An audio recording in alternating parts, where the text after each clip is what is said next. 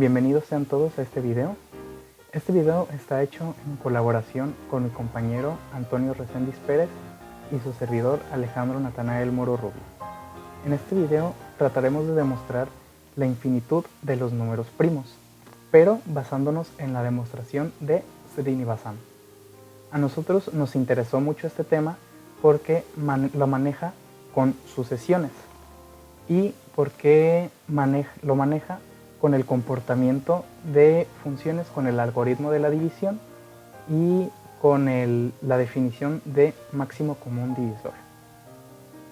Bien, primero vamos a definir qué son los números primos.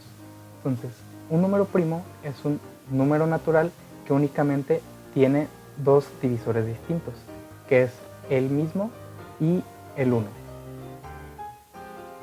Esta demostración está basada en las ideas de Goldbach.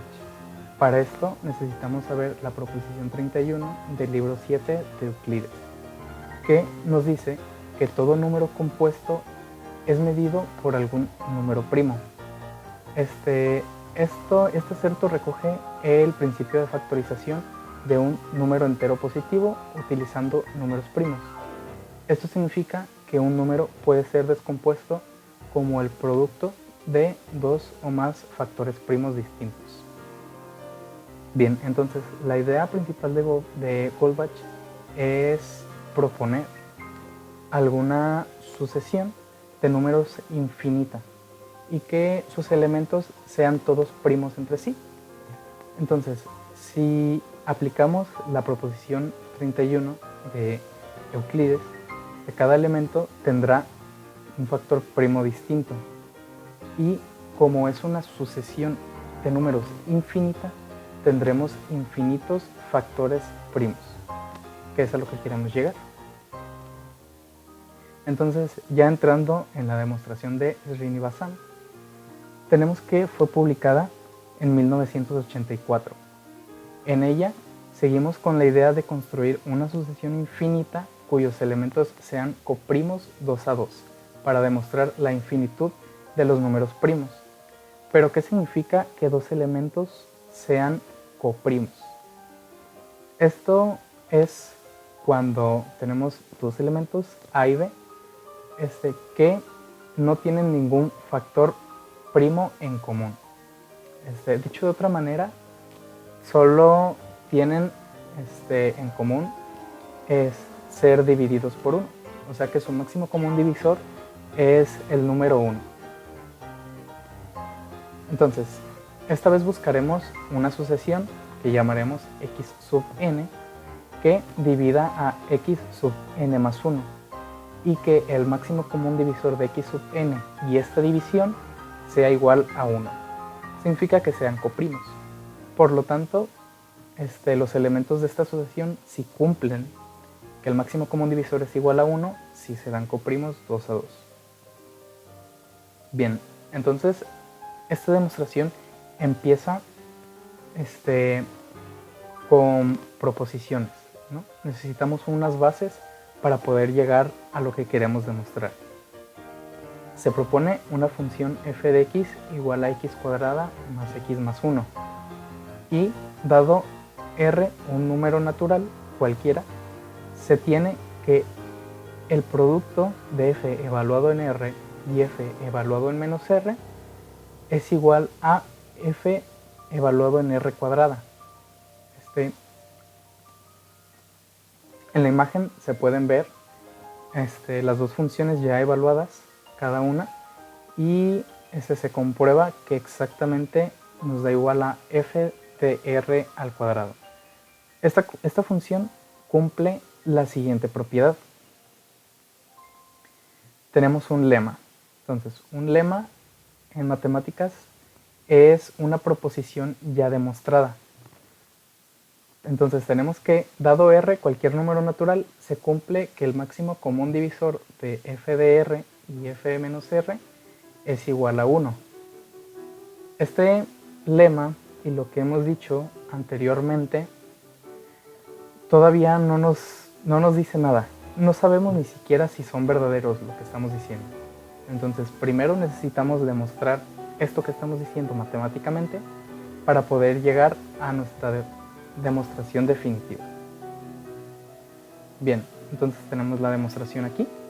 Sea R un número natural, el máximo común divisor de f evaluado en R y f evaluado en menos R es igual, ahí tenemos las dos funciones ya evaluadas, todo eso va a ser igual a D. D todavía no sé qué es, lo voy a buscar porque es lo que quiero demostrar. Entonces, se tiene que D divide a la diferencia de esto, es decir, que D divide a 2R. Si yo le resto a f de R, menos f de menos R, me va a quedar que la diferencia es 2 veces R. Esto se va a comportar como un número par. Cualquier valor que yo le meta a R y lo multiplique por 2, me va a dar un número par. Entonces tenemos nuestra primera pista. D divide a los números pares. Sin embargo, D también es impar, ya que divide a R cuadrada más R más 1, que esta función tiene un comportamiento que siempre nos va a dar un impar. Bien, pero ¿cómo sé yo que tiene ese comportamiento? Porque necesitamos demostrarlo antes de proseguir. Bien, voy a partir de la definición de una función par, que es cualquier función que satisface la relación de f evaluado en menos x es igual a f de x, para todo x en el dominio de f. Bien, partiendo de esto, tengo mi función f de r, que es igual a r cuadrada más r más 1. Y evaluando y operando lo que se tenga que operar, llego a que es distinta de la función original. Entonces puedo determinar o puedo concluir que f de r sí tiene un comportamiento impar. Bien, luego tenemos que D va a dividir a R. Entonces, D divide a R cuadrada más R. Y esto es muy importante porque con el algoritmo de la división voy a saber que R cuadrada más R va a restar a R cuadrada más R más 1, que es mi función original, por el algoritmo de la división. Con lo que me va a quedar que D va a dividir al 1. Por lo tanto, puedo concluir que exactamente D va a ser igual a 1. Esto nos confirma lo que ya veníamos manejando al principio de la demostración, que D va a dividir tanto a números pares como números impares. El significado de que un número sea divisor de otro significa que el residuo de la división va a ser igual a 0. Entonces el 1 lo cumple totalmente. Bien, entonces ya con las propiedades demostradas de esta función, ahora sí estamos en condiciones de demostrar la infinitud de los números primos. Que eso se encargará mi compañero Antonio Reséndiz Pérez. Hola muchachos, muy buenas. Mi nombre es Antonio, soy estudiante de la licenciatura en Matemáticas de la Universidad Autónoma de Nayarit. Y esta presentación va a hablar sobre la infinidad de los números primos, como mi compañero Alejandro ha estado hablando. Él hizo el análisis de cómo los números primos son infinitos. Ahora vamos a demostrarlo mediante la demostración de Srinivasan. El enunciado dice: sea la sucesión x sub n igual a f de 2 a la 2 a la n, esta es una sucesión que cumple que x sub n divide a x sub n más 1. Bueno, y ahora, ¿qué significa eso? Vamos a analizarlo de otra manera para entenderlo mejor. Bueno, vamos a recordar que la sucesión está definida por f de x igual a x cuadrada más x más 1. Curiosamente, este es un polinomio primo, quiere decir que no tiene factores enteros.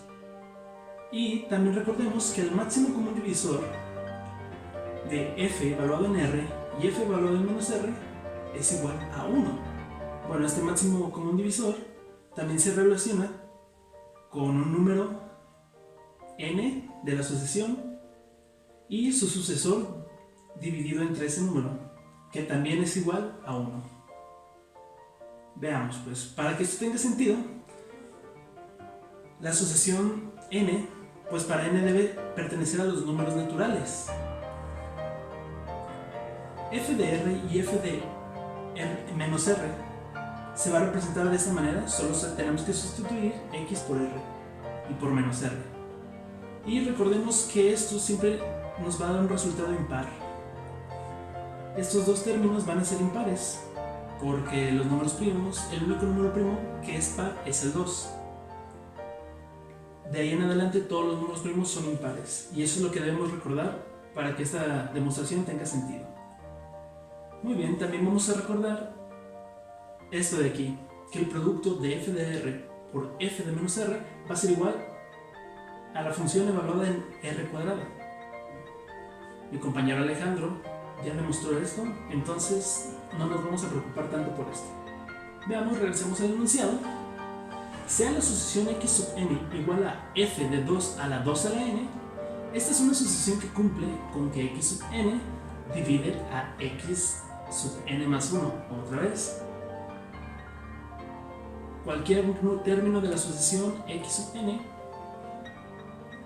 va a dividir a su sucesor. Tenemos que demostrar esto. Bueno, ahorita vemos para qué. Vamos a suponer que x sub n va a ser igual a f de 2 a la 2 a la n. Supongamos que es verdad.